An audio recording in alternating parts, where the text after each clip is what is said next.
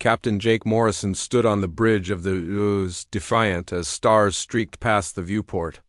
The exploration vessel had been mapping the Outer Rim territories for 3 months now, cataloging new worlds and resources for the growing human colonies.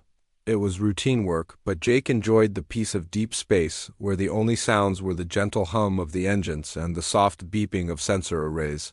The year 2387 had been good to humanity.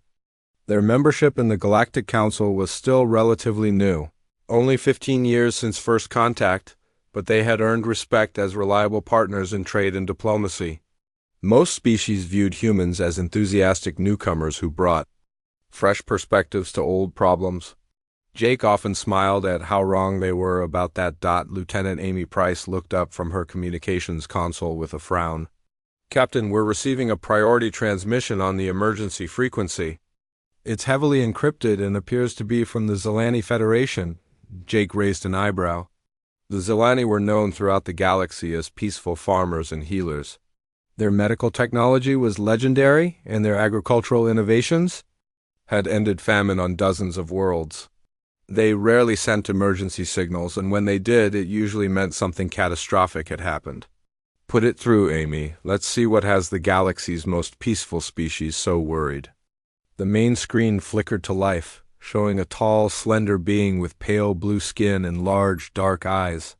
The creature's normally serene features were twisted with fear and desperation.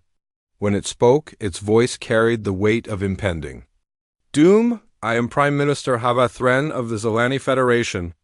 Our worlds are under attack by the Vorthix swarm. 3 of our 7 colonies have already fallen.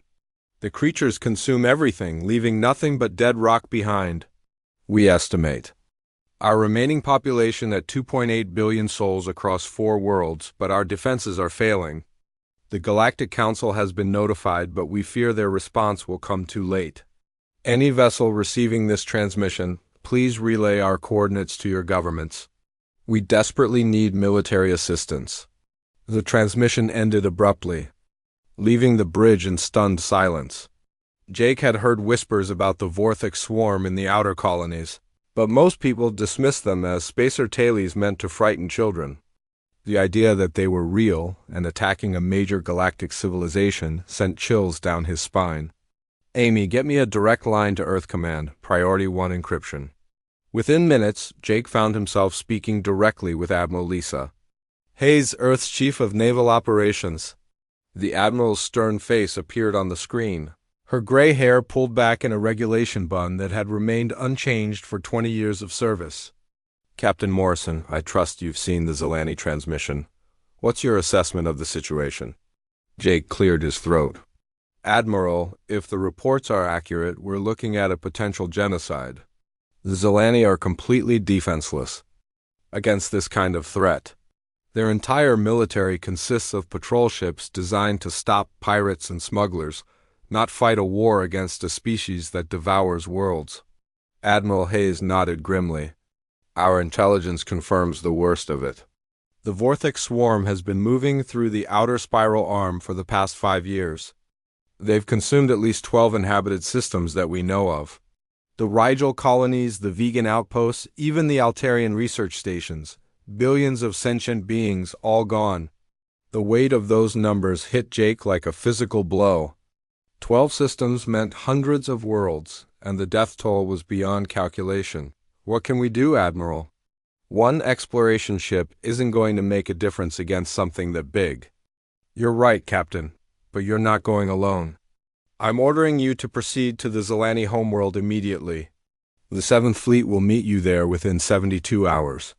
Admiral Ryan Clark will be in command of the operation." Jake felt his heart skip a beat. The 7th Fleet was humanity's most powerful military force, though few outside Earth's inner circles knew just how powerful. "Admiral, with respect, are we sure we want to reveal our full capabilities to the galaxy? Over this, the political implications could be enormous."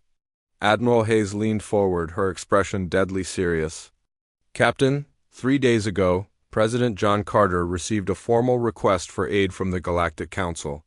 Ambassador Kira Voss delivered it personally. The Zelani have offered us their entire technological database in exchange for protection. That includes their medical nanobots, terraforming techniques, and agricultural innovations. It's worth more than the GDP of half the galaxy. Jake understood immediately. This wasn't just about saving lives, though that was certainly important. This was about positioning humanity as a major player in galactic politics. If they could succeed where the established powers had failed, it would reshape the balance of power for generations. But there's more, Captain. Our xenobiology teams have been studying captured Vortex specimens for the past 18 months. Dr. Helen Ross believes they're not just mindless consumers.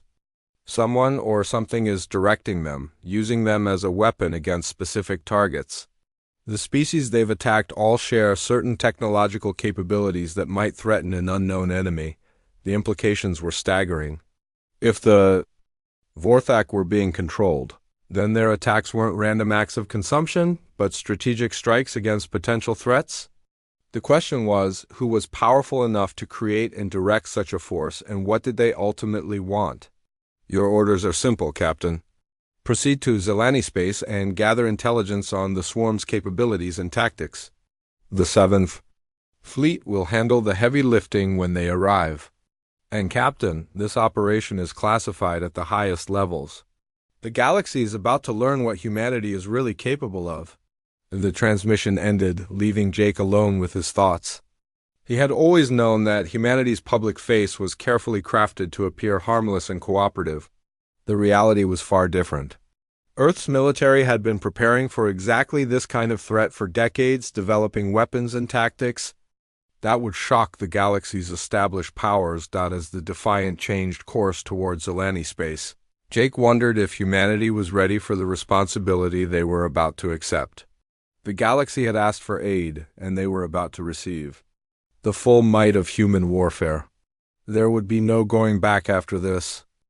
The massive space station known as Nexus Prime hung like a jewel against the backdrop of distant stars.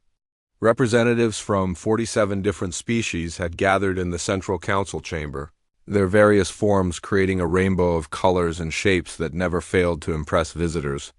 The chamber itself was a marvel of engineering, with gravity fields, adjusted for each species and atmospheric zones carefully maintained to keep everyone comfortable. Ambassador Peter Stone walked through the corridors with measured steps, his polished black shoes clicking against the metal floor. He carried himself with the quiet confidence that came from years of diplomatic service, but today felt different. Today, humanity would reveal cards they had kept hidden for decades. The Galactic Council had been in emergency session for 6 hours already. Prime Minister Hava Thren of the Zelani Federation stood at the center of the chamber, her blue skin pale with exhaustion and fear. She had been pleading for help, showing holographic displays of the devastation wrought by the Vorthic swarm. The images were horrific, entire worlds stripped bare, their surfaces scarred and lifeless. High Counselor Zeth Marn of the Altarian hegemony shifted uncomfortably in his floating chair. The Altarians had controlled galactic military policy for over 3 centuries, and their technology was considered the most advanced in known space. Yet even they seemed powerless against the swarm. The mathematical projections are clear, Marn said, his metallic voice echoing through the chamber. The Vorthic possess over 400,000 bioships. Their reproductive rate allows them to replace losses faster than conventional weapons can destroy them. Military intervention would be suicide. Several other species representatives nodded in agreement. The Centauri had offered to accept Zelani refugees. The Vegan Confederation proposed economic aid for resettlement efforts. The Rigelian Union suggested establishing safe zones in neutral space. All noble gestures, but none addressed the core problem. Prime Minister Thren's voice cracked as she spoke. Honored representatives, we appreciate your generous offers, but evacuation is impossible. The swarm has blockaded our remaining systems. Our transport ships cannot break through their lines. We need military assistance, or my people will die. The chamber fell silent. Everyone knew the truth. No single species possessed the firepower necessary to challenge the Vorthic swarm. Even a combined fleet would likely fail, and the political complications of such an alliance were staggering. That was when Ambassador Stone entered the chamber. The human delegation's arrival caused a stir among the representatives. Earth was still considered a junior member of the Council, having joined only 15 years ago. Their contributions to galactic affairs were usually limited to trade agreements and cultural exchanges. Stone approached the central podium with deliberate slowness. When he spoke, his voice carried clearly through the chamber's translation systems. Honored representatives, the United Earth government has reviewed the Zilani situation. We are prepared to provide full military intervention. The chamber erupted in shocked whispers. Several representatives exchanged glances that clearly questioned whether the humans understood the scope of the threat they were volunteering to face. High Counselor Marn leaned forward in his chair. Ambassador Stone, while we appreciate Earth's willingness to help, perhaps you do not fully grasp the magnitude of this crisis. The Vortex swarm has consumed 12 inhabited systems. Their bioships number in the hundreds of thousands. Even our most advanced weapons have proven ineffective against their adaptive capabilities. Stone smiled politely. We understand the threat, High Counselor. Our intelligence services have been monitoring the swarm's movements for some time. We believe we have developed effective countermeasures. The Altarian's laugh was like grinding metal. Forgive me, Ambassador, but Earth's military consists primarily of patrol ships and defensive platforms. How could such a force possibly succeed where established powers have failed? Admiral Ryan Clark commands our 7th Fleet, Stone replied calmly. He has 837 warships at his disposal, including 32 dreadnoughts and the supercarrier UHS Vengeance. The fleet is already en route to Zilani space. The chamber fell completely silent. Even the constant hum of the station's life support system seemed to quiet. The numbers Stone had just quoted exceeded the combined military strength of 3 major galactic powers. The Centauri ambassador, Prime Minister Vera Kane, stood slowly. Ambassador Stone, surely you jest. Earth's naval registry shows fewer than 200 active vessels. Where could you possibly have hidden such a fleet? Stone's expression remained neutral. Earth's public naval registry reflects only our patrol and exploration vessels. The 7th Fleet operates under different protocols. Dr. Helen Ross stepped forward from the human delegation. As Earth's leading xenobiologist, she had spent years studying samples of various alien species. Today, she carried data that would shock the Council even more than the fleet numbers. Honored representatives, I have analyzed captured Vorthak biomatter extensively. The creatures are not mindless consumers as previously believed. They demonstrate clear tactical intelligence and adaptive evolution that suggests external guidance. Someone is directing their attacks. She activated a holographic display showing the swarm's movement patterns over the past 5 years. Notice how they target specific types of worlds, those with advanced medical facilities, terraforming capabilities, and quantum research stations. The attacks follow a pattern that suggests the Vorthak are seeking to eliminate specific technological capabilities. The implications hit the chamber like a physical blow. If the swarm was being directed, then their attacks weren't random acts of consumption, but strategic strikes against potential threats. High Counselor, Marn's voice had lost its earlier confidence. Dr. Ross, are you suggesting that the Vorthak are merely weapons in someone else's war? That is exactly what I am suggesting, Ross replied. And if my analysis is correct, then the real enemy is still out there, watching to see how we respond to their opening move. The chamber erupted in panicked conversations as the representatives realized the true scope of the threat. The Vorthak swarm wasn't the main enemy. They were just the first wave of an invasion by a force that viewed the current galactic order as something to be destroyed. Ambassador, Stone raised his hand for silence. The 7th Fleet will engage the swarm in 72 hours. We will demonstrate that humanity stands ready to defend the innocent regardless of the cost. The galaxy asked for aid, and we will provide it. As the session adjourned, representatives hurried to contact their Home governments. The political landscape was about to shift dramatically, and everyone wanted to be on the right side of history when it did. The space around the Zelani homeworld had been peaceful for thousands of years. Now it swarmed with activity as the most powerful human fleet ever assembled emerged from hyperspace in perfect formation. Admiral Ryan Clark stood on the bridge of the UHS Retribution, watching as his ships took their positions with military precision that impressed even the seasoned officers around him. The flagship stretched 3 kilometers from bow to stern, its hull bristling with weapon systems that could level entire cities. The Retribution was more than just a warship. It was a mobile fortress designed to project power across vast distances. Around it, 836 other vessels maintained formation, their combined firepower capable of cracking planets. Commander Beth Young piloted her reconnaissance fighter through the outer system, her sensors gathering data on the Vorthok positions. The creatures had been busy during their occupation of Zelani space. Bioships clustered around 17 different asteroids, each one converted into a breeding colony that spawned new swarm units every few hours. "Admiral, we're getting readings from the surface of Kepler 442b, reported Lieutenant Colonel Dan White from the tactical station. The Zelani are still broadcasting on emergency frequencies. Their planetary shields are holding, but they're down to 12% power." Clark nodded grimly. The Zelani had managed to survive this long through pure defensive technology, but their energy reserves were nearly exhausted. In less than 48 hours, their shields would fail and the swarm would complete its feast. A communication request came through from the planet's surface. The main screen flickered to life, showing General Kovashen, the Zelani military commander. The alien's pale blue skin looked almost gray with exhaustion, and his large dark eyes held the weight of a dying civilization. "Admiral Clark, I am General Shen. On behalf of my people, I thank you for coming to our aid.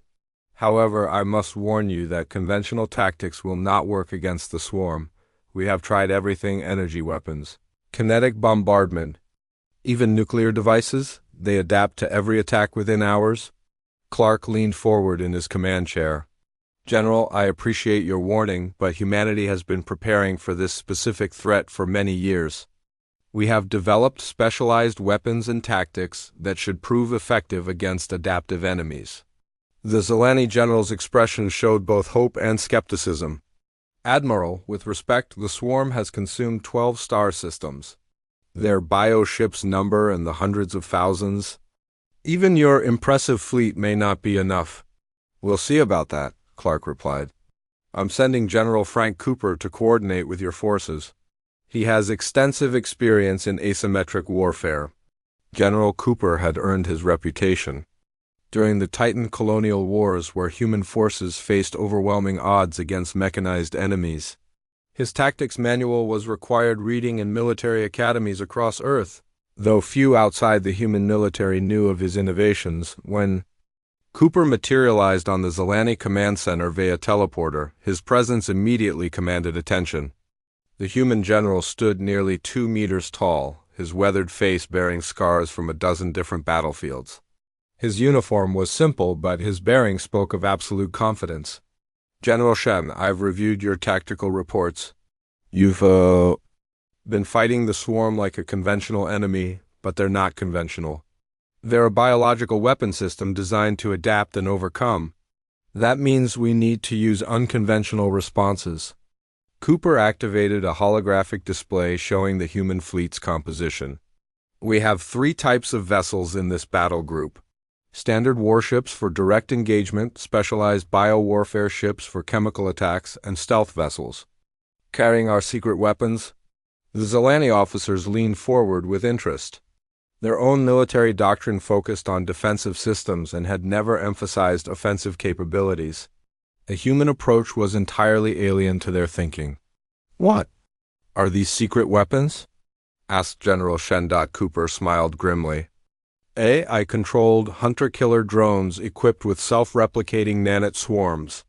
Each drone can penetrate a bioship's hull and release billions of nanites that systematically destroy the vessel from within. The nanites adapt faster than biological systems can evolve, making them nearly impossible to counter. The implications were staggering. Humanity had essentially created an artificial plague designed to kill the swarm's bioships. The technology represented decades of research into biological warfare, much of it conducted in secret laboratories hidden throughout the solar system. Colonel Nancy White oversaw the deployment of the first wave of hunter-killer drones from the stealth ship Shadow. The drones were small, barely larger than a human fist, but each one contained enough destructive power to cripple a bioship 10,000 times its size. "Admiral, the drones are away," reported White. "They're moving toward the primary breeding colonies on a stealth approach.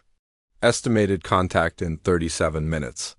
Clark watched the tactical display as his forces maneuvered into position.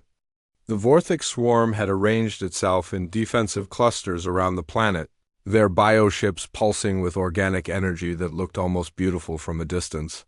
That beauty was deceptive. Each ship contained enough firepower to destroy a city. Captain Sam Jones led the first squadron of human fighters toward the swarm's communication nodes. His orders were to disrupt the hive mind network that coordinated the creature's attacks. Without that network, the swarm would fragment into individual units that could be defeated in detail. "All units, this is Admiral Clark. Operation Hellfire begins in 10 minutes. Remember, we're not just fighting for the Zilani. We're fighting for the future of galactic civilization. The galaxy is watching, and they're about to learn what humanity brings to the table." The human fleet moved forward with deadly purpose. In the distance, the Vorthic swarm began to respond to their approach, bioships shifting position and preparing for battle. Neither side had any illusions about what was coming. This would be a fight to the death with the fate of billions.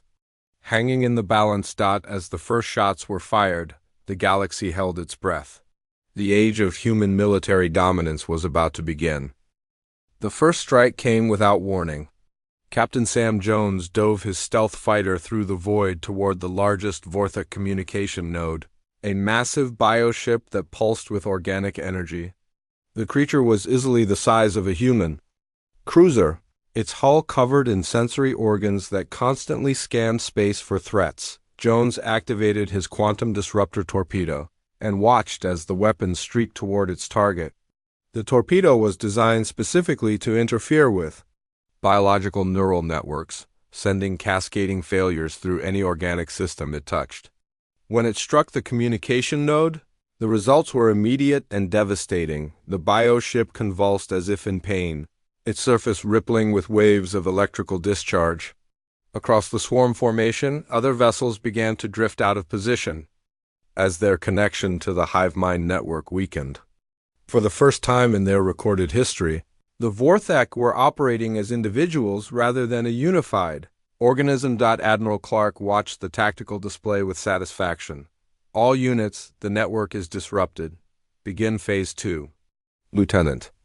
Commander Amy Price brought the UHS Thunderbolt into position above the planet's north pole. Her ship was unlike any other vessel in the human fleet. Its hull was lined with specialized biowarfare dispensers that could release engineered viruses across vast areas of space. The weapons she carried had been banned for use against human targets by every treaty Earth had ever signed. "Admiral, the Thunderbolt is in position. Biowarfare systems are armed and ready," Price reported. "Release the plague," Clark ordered. The biowarfare ship opened its dispensers and released clouds of microscopic organisms into space. The engineered viruses spread rapidly through the void, seeking out Vorthic bioships with deadly precision. When they made contact, the results were horrifying to witness. The swarm vessels began to dissolve at the molecular level.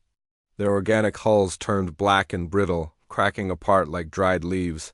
The creatures inside died instantly as their cellular structure collapsed, leaving nothing but empty shells drifting in space. General Shen watched the battle unfold from the planet's surface, his large eyes wide with shock.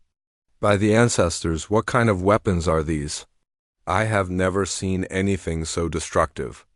General Cooper stood beside him, his expression grim. Humanity learned long ago that sometimes you must fight monsters with monstrous weapons. The swarm understands only destruction, so we give them destruction.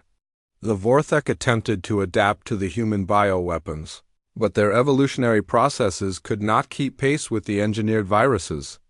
Each time they developed a resistance, the nanites in the viruses would shift their attack patterns.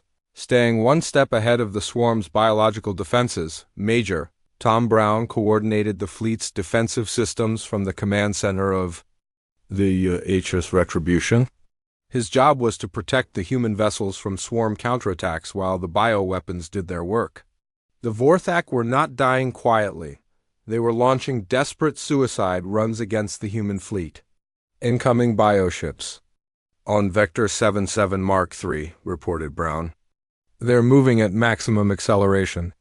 The human point defense systems came online with deadly efficiency. Plasma cannons and particle beam arrays created overlapping fields of fire that no organic vessel could survive. The Vorthak bioships exploded in brilliant flashes of light as they struck the defensive barrier. Dr. Carl Smith observed the battle from the research vessel UHS Discovery, documenting every aspect of the swarm's behavior. His sensors detected something unprecedented. The Vorthak were exhibiting what appeared to be fear responses. Their attack patterns had shifted from aggressive to defensive, then to outright panic. "Admiral, this is incredible," Smith reported. "The swarm is showing behavioral patterns consistent with terror. They're trying to retreat." Clark nodded grimly. "That's because they've never encountered an enemy that could out-evolve them. They're experiencing something they've never felt before, the possibility of extinction." The battle raged for 6 hours, but the outcome was never in doubt. The human weapons were too advanced, too specifically designed for this type of enemy. One by one, the Vorthak breeding colonies were eliminated. The bioships that had terrorized the galaxy for years were reduced to drifting debris. The last swarm vessel died. A cheer went up from the Zelani command center. General Shen's people had been saved from extinction, and the threat that had consumed 12 star systems was finally ended, but the victory came at a cost that would echo through galactic politics for generations to come. The other species had watched in horror as humanity demonstrated weapons that could destroy entire fleets in a matter of hours. The biowarfare systems alone were more advanced than anything in the galactic arsenal. Ambassador Kira Voss observed. The battle from the Galactic Council monitoring station at the edge of the system. Her reports would soon reach every member species, carrying news that would reshape the balance of power throughout known space. "My colleagues will not believe this," she whispered to her aide. "Humanity has been hiding weapons that make our most advanced systems look like toys." How long have they been preparing for this? The answer to that question would come soon enough. Earth's intelligence services had been planning for this moment since first contact with the Galactic Council. They had studied every species, cataloged every weakness, and prepared for the day when humanity would need to reveal its true capabilities. As the human fleet began salvage operations in the wreckage of the swarm, Admiral Clark received a priority message from Earth Command. The contents were brief but ominous. Long-range sensors had detected massive energy signatures moving toward the galaxy from the void beyond. The real enemy was finally coming, and the galaxy would need every weapon humanity could provide to survive what was approaching. The emergency session of the Galactic Council, convened just 18 hours after the last Vorthak bioship had been reduced to floating debris. The representatives gathered in the same chamber where they had doubted humanity's capabilities, but now the atmosphere was completely different. Fear and uncertainty filled the air like a toxic gas. High Counselor Zeth Marn of the Altarian hegemony floated in his chair, his metallic features twisted with concern. For 3 centuries his people had been the dominant military power in the galaxy. Their weapons technology was considered the pinnacle of scientific achievement. Now he had watched a junior species deploy weapons that made Altarian technology look primitive. Ambassador Peter Stone entered the chamber with the same measured pace as before, but every eye followed his movement. The human delegation had grown. Since the battle, now including military advisors and intelligence officers who carried themselves with quiet confidence that spoke of hidden knowledge. Prime Minister Vera Kane of the Centauri Republic was the first to speak. Her voice carried an edge of accusation that made the tension in the room even thicker. Ambassador Stone, the Centauri Republic demands an explanation. Your species has been concealing military capabilities that exceed anything in our combined arsenals. How long have you been lying to this council? Stone remained calm as he approached the central podium. Prime Minister Kane, humanity has never lied to this council. We have simply been selective about which information we choose to share. Every species does the same. The vegan representative, Chancellor Boris Webb, leaned forward in his seat. Selective? You deployed bioweapons that dissolved living ships in minutes. You used nanite swarms that adapt faster than organic evolution. These are not selective omissions. These are weapons of mass destruction beyond anything we thought possible. President John Carter's image appeared on the main holographic display, transmitted directly from the White House on Earth. Behind him stood Admiral Lisa Hayes and General Frank Cooper, their uniforms bearing decorations that most council members had never seen before. Honored representatives, Carter began, I understand your concerns, but I must remind you that Earth responded to a legitimate request for aid. The Zelani Federation asked for help, and we provided it. The methods we used were necessary to save 2.8 billion innocent lives. High Counselor Marne's voice carried a dangerous undertone. President Carter, your military displayed capabilities that suggest Earth has been preparing for galactic warfare for decades. Our intelligence estimates indicate that your weapons technology is at least 50 years ahead of anything in our databases. Where did this technology come from? Admiral Hayes stepped forward. High Counselor, humanity's military development has been focused on one primary goal, preparing for threats that the current galactic order cannot handle. We have been monitoring communications traffic and studying potential enemies since before our official first contact. The admission sent shockwaves through the chamber. Several representatives began speaking at once, their voices creating a cacophony of outrage and fear. The idea that humanity had been spying on galactic civilization for decades was bad enough, but the implications were far worse. Commander Kate Lewis, Earth's chief intelligence officer, activated a holographic display that showed star charts covering the entire galaxy. Representatives, our analysis indicates that the Vorthak swarm was not acting independently. Their attack patterns, target selection, and tactical responses all suggest external control by a highly advanced intelligence. The display zoomed in on the outer rim territories where the swarm had first appeared. We have identified energy signatures and gravitational anomalies that indicate the presence of massive structures beyond the galactic edge. Something has been watching us, studying us, and preparing to eliminate what it perceives as threats. Dr.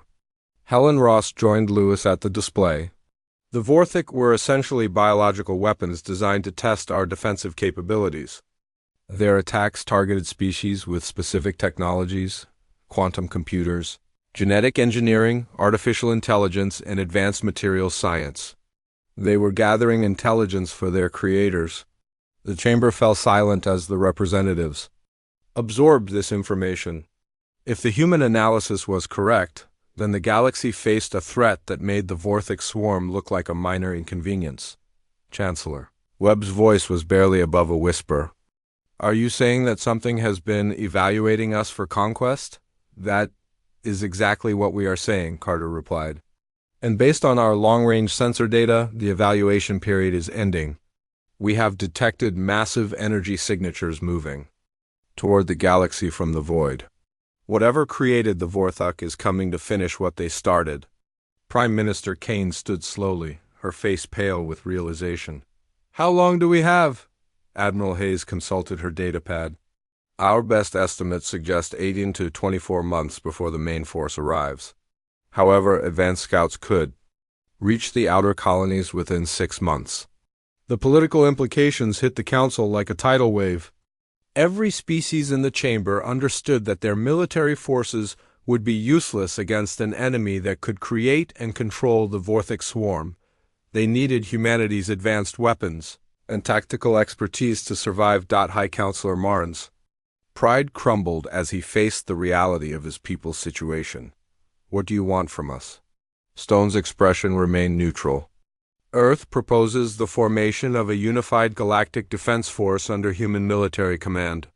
We will share our weapons technology and tactical knowledge with allied species. But coordination must be centralized to be effective. The silence that followed was deafening. Every representative understood what Stone was really saying: submit to human military authority or face extinction alone. The choice was simple, even if accepting it meant the end of the old galactic order. Chancellor Webb was the first to speak. The Vegan Confederation accepts Earth's proposal. One by one, the other representatives voiced their agreement. The Altarian hegemony held out until the end, but even High Counselor Marn eventually acknowledged that survival trumped pride. As the session concluded, Stone looked around the chamber at the faces of beings who had just surrendered their independence to save their species. Humanity had not conquered the galaxy through force. They had inherited it through necessity. The real war was still coming, and Earth would need every ally they could gather to face what emerged from the void. 3 months had passed since the Battle of Kepler 442b, and the galaxy looked nothing like it had before. The massive construction project at Unity Point proceeded around the clock as human engineers worked alongside alien specialists to build the most advanced military station in galactic history. The structure stretched 40 kilometers across, bristling with weapon systems that could defend entire star systems. Admiral Ryan Clark stood in the station's command center, watching as the latest batch of alien officers completed their training in human military doctrine. The sight of Altarian pilots learning to operate quantum disruptor fighters alongside Centauri Marines mastering bio-warfare protocols would have been unthinkable just months ago. The political transformation had been swift and complete. The Altarian hegemony had formally requested a mutual defense treaty with Earth, offering their advanced shield technology in exchange for human weapon systems. High Counselor Zeth Marn had swallowed his pride and admitted that humanity's military superiority was absolute. Captain Jake Morrison, now promoted to Admiral, supervised the integration of galactic forces with human command structures. The process was challenging. Each species brought different strengths and weaknesses to the alliance. The Zelani provided medical support, the Centauri offered industrial capacity, and the vegans contributed their expertise in logistics and supply chains. The most significant change came from the Zelani themselves. True to their promise, they had shared their complete technological database with Earth. Dr. Helen Ross led the teams that combined Zelani medical nanobots with human genetic engineering, creating treatments that could extend human lifespans by centuries while enhancing physical and mental capabilities. The research facility on Luna base hummed with activity as scientists from dozens of species worked together on projects that would have been impossible for any single civilization. The combination of human weapons technology with alien innovations was producing results that exceeded everyone's expectations. President John Carter sat in the Oval Office, reviewing reports from across the galaxy. The Galactic Defense Charter lay on his desk, waiting for his signature. And the document would formally establish Earth as the military protector of 47 species and over 300 billion sentient beings. Admiral Lisa Hayes entered the office with the latest intelligence briefings. Her expression was grim as she activated the holographic display that showed the Outer Rim territories. Mr. President, our long-range sensors have detected the first advanced scouts. They're not Vorthak, these are something else entirely. The display showed massive geometric structures moving through space at impossible speeds. The objects were clearly artificial, but their design was unlike anything in the galactic databases. They moved with purpose toward the outer colonies, and their energy signatures dwarfed anything the galaxy had ever seen. How long until they reach inhabited systems? Carter asked. 6 weeks, maybe less, Hayes replied. Admiral Clark is positioning the combined fleet to intercept them, but we're going into this blind. We have no idea what these things are capable of. Carter picked up the pen and signed the Galactic Defense Charter with steady strokes. The simple act committed humanity to defending an entire galaxy against an unknown enemy. As he set down the pen, he wondered if Earth was truly ready for the responsibility they had accepted. The first joint training exercise took place in the asteroid fields near Unity Point. Human instructors worked with alien cadets, teaching them the brutal realities of warfare against adaptive enemies. The young beings from across the galaxy learned tactics that emphasize speed, overwhelming force, and the willingness to use any weapon necessary to win. Lieutenant Colonel Beth Young watched as a mixed squadron of human and alien pilots practiced coordinated attacks against simulated enemy positions. The sight of former enemies working together against a common threat filled her with hope, but also with the knowledge that the real test was still coming. The enemy revealed itself gradually through long-range sensor data and captured transmissions. The beings that had created the Vorthic called themselves the Architects, and they viewed organic life as a contamination that needed to be cleansed from the galaxy. Their technology was based on principles that current science could barely comprehend. Commander Kate Lewis analyzed the intercepted communications from her intelligence center aboard Unity Point. The Architects had been preparing for this invasion for millennia, studying galactic civilization and designing weapons specifically to counter the strengths of each species. They had not, however, prepared for humanity. The irony was not lost on anyone involved. A galaxy's newest members had become its protectors because they were the only species that had prepared for the unthinkable. While other civilizations pursued peace and prosperity, humanity had quietly built the weapons and tactics needed to fight a war of extinction. As the first reports of contact with the Architect scouts reached Unity Point, Admiral Clark prepared his forces for a battle that would determine the fate of all organic life in the galaxy.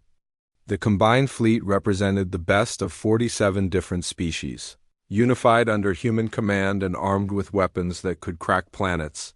The final transmission came from the outer rim just as the battle stations sounded their alerts. A single human voice carried across the communication networks, reaching every species and every world in the galaxy. This is Admiral Clark to all allied forces. The enemy is here. Remember what we fight for, not just our worlds, but our right to exist. Humanity brought war to those who asked for aid, and now we bring it to those who threaten everything we hold dear. The age of galactic peace was over, but the age of human protection had begun. The galaxy had asked for aid against the Vorthic swarm and received the full might of human warfare. Now they would learn if that might was enough to preserve organic life against an enemy that viewed their very existence as an abomination to be corrected.